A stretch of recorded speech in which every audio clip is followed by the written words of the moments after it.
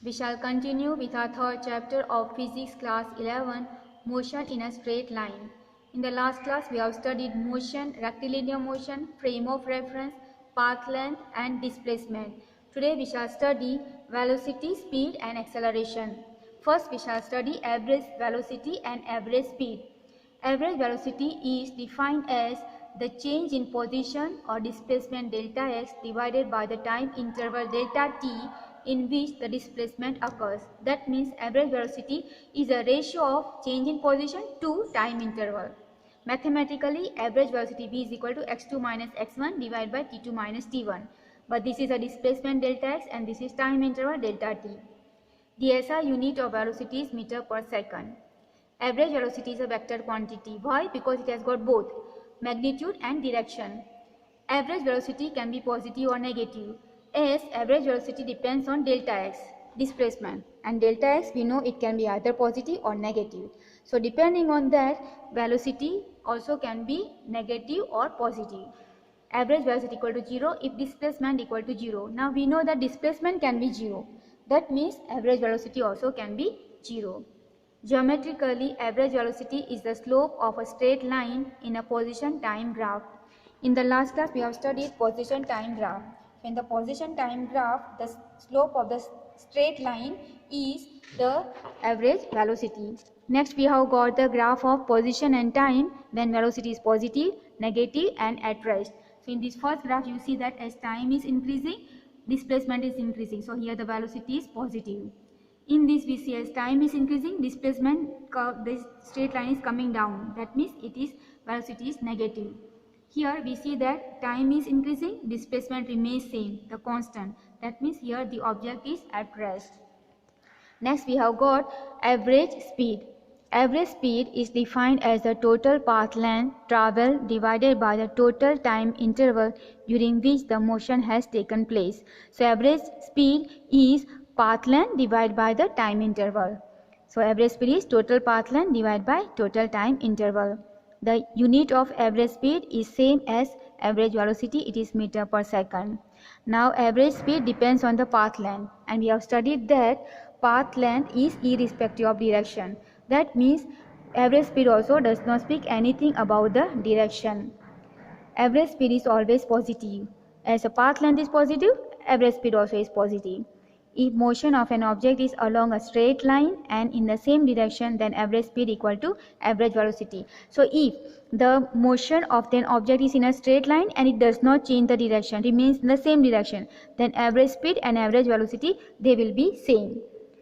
Next we have instantaneous velocity and speed. The velocity at an instant is defined as the limit of the average velocity as the time interval delta t becomes infinitesimally small. So in the average velocity, if the time interval delta t becomes very small, okay, the time interval will take very small, then we consider that as the instantaneous velocity. So v is equal to, this is your average velocity delta x by delta t, and in this we are going to take the time delta t very small, that is limit delta t tends to 0. This means infinitesimally small. Then this we called as the instantaneous velocity, and in the calculus this is written as dx by dt. So this is your instantaneous velocity, and instantaneous speed will be the magnitude of this velocity. Okay, so instantaneous speed is nothing but the magnitude of the velocity, instantaneous velocity.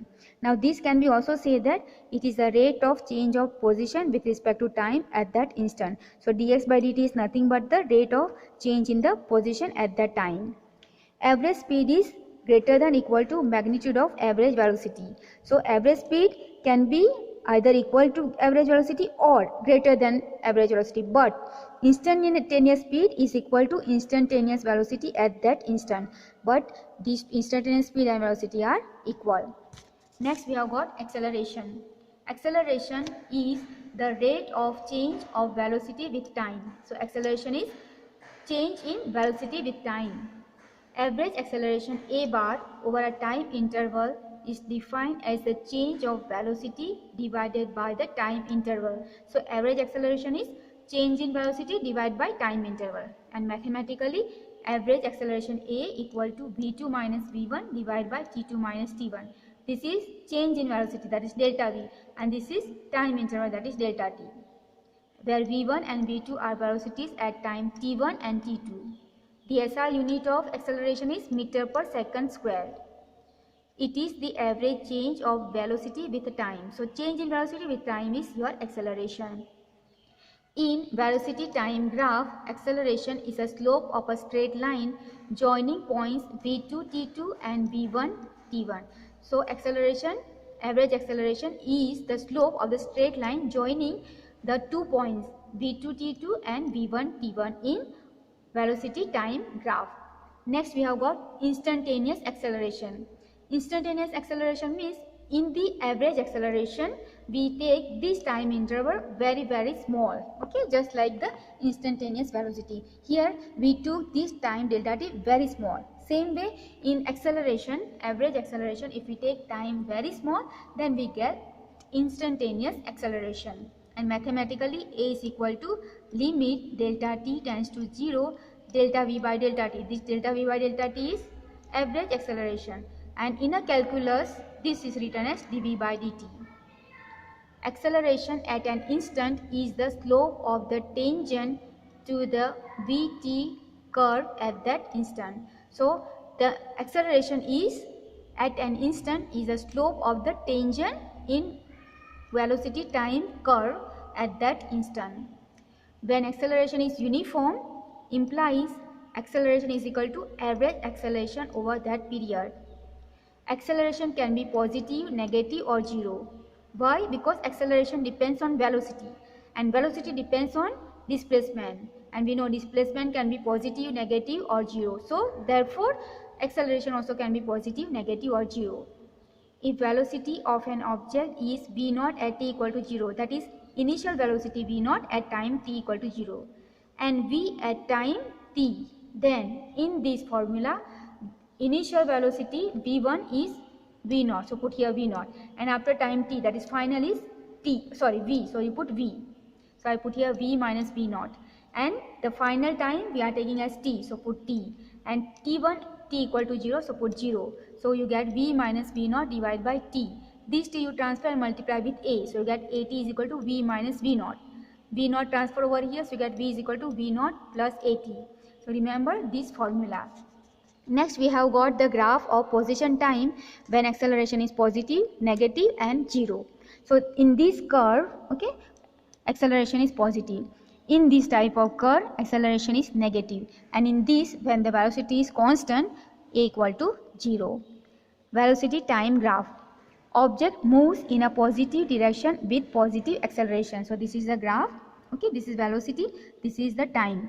In this is the acceleration which is positive in the positive direction. This is v0 at the initial velocity and this is the final velocity.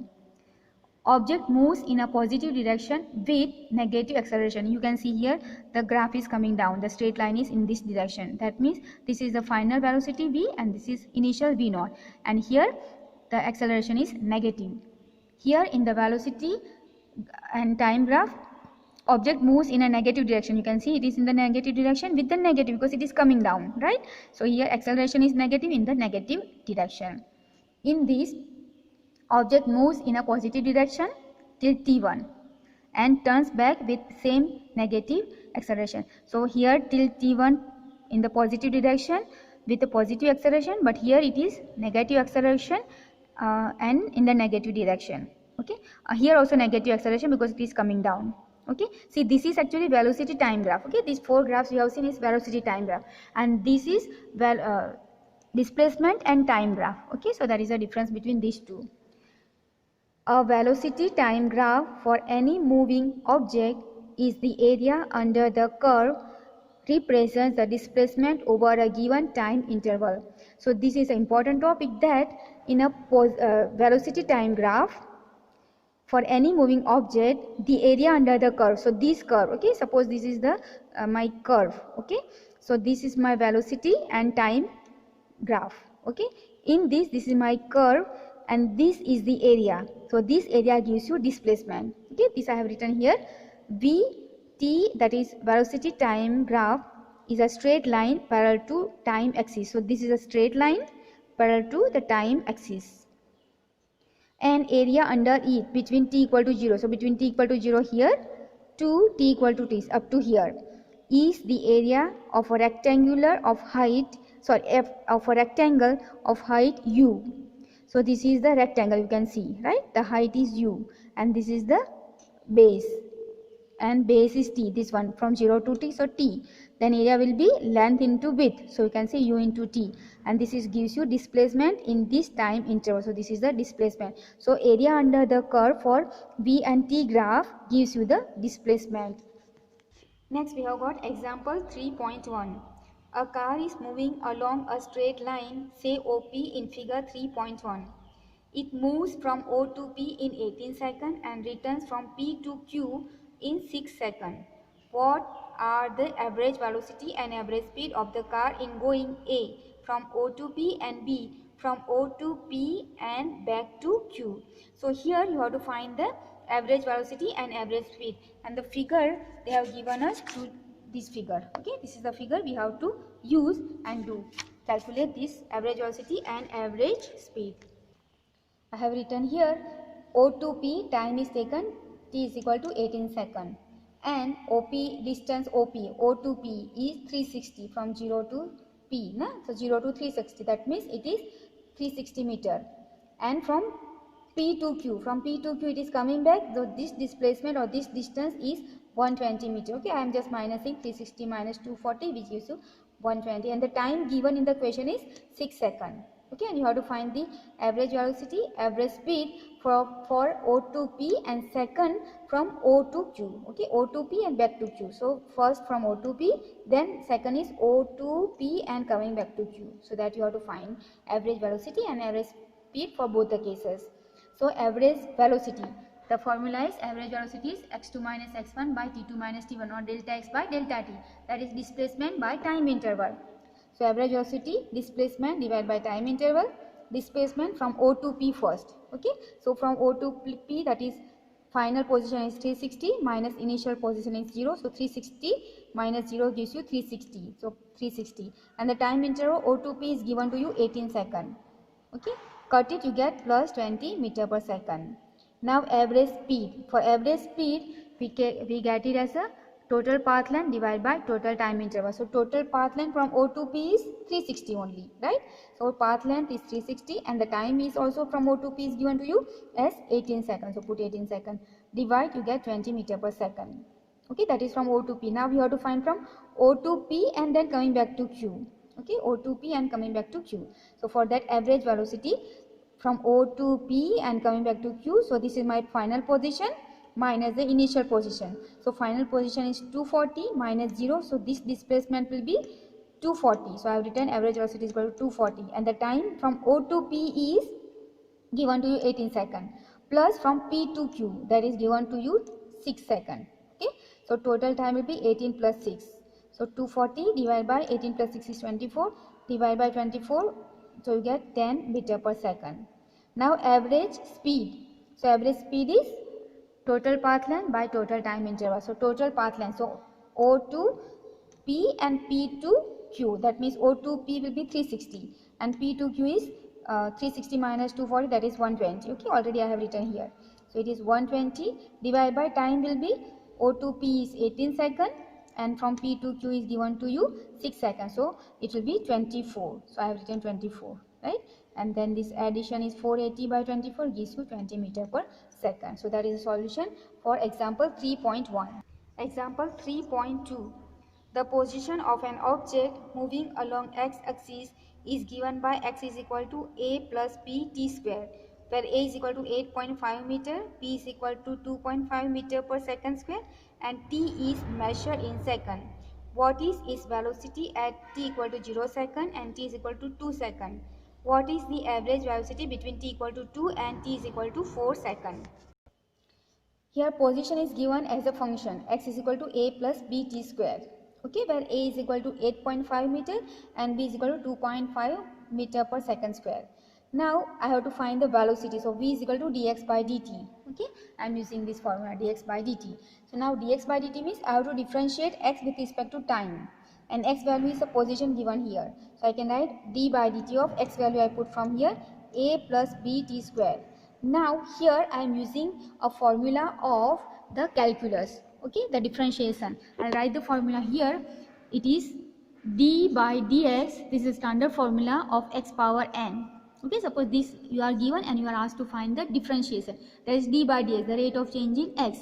Then it will be, the formula is n, the power n, into x power n minus 1. Okay, this is one formula. Another one is d by dx of any constant. Constant value means you know what is constant. Okay, that constant answer is always 0. So these are the two formulas I am going to use here. Okay, so for this I am going to use here with respect to t. Okay, and a plus b into t square. So let us find here. So d by dt of a plus b into t square. Okay, so I will do separately because here addition is there. So d by dt of a plus b is a constant but it has got some variable, so it will not be 0. So you write d by dt of t square. Okay, and as I say, a is a constant. Okay, and that value also is given to us, right? 8.5. So it is a constant. So this a is a constant here. So a value will be 0 using this identity. Okay, or this formula. So this value is 0. Plus b is constant but it is not alone, so it will not be 0, and t square. So I will use this formula here, n, then you write n x power n minus 1. Here t power 2. Okay, t power 2. So you write here, first you write n, that is here 2 is their power, so you write 2 into t power n minus 1, that is here 2. So 2 minus 1 power. So you will get here, this is cut, here remains 2, here b, t, 2 minus 1 gives you 1, but power 1 we usually do not write, so we write as a 2 b and t. Okay, so that is the derivative or the calculation of this part. Okay, I have written here directly 2bt. Okay, and a is 0 by using these formulas. Okay, or their identity. Now b value is given to you 2.5, so I put here 2, this 2 as it is, and b value I am putting 2.5 into t. 2 into 2.5 gives you 5.0 into t meter per second. Okay, now they have asked at t equal to 0 second. So we put here t equal to 0. So 5 into 0 will be 0. So velocity is 0. Okay, so v equal to velocity is 0 meter per second. Then at t equal to 2. So put here 2 value. So you put 5 into 2 gives you 10 meter per second. Then average velocity equal to x of 4.0 time minus x of 2.0 at that time, divide by time interval 4 minus 2. So let this is my equation of x. In this I'll put the value of t as 4 and second time 2.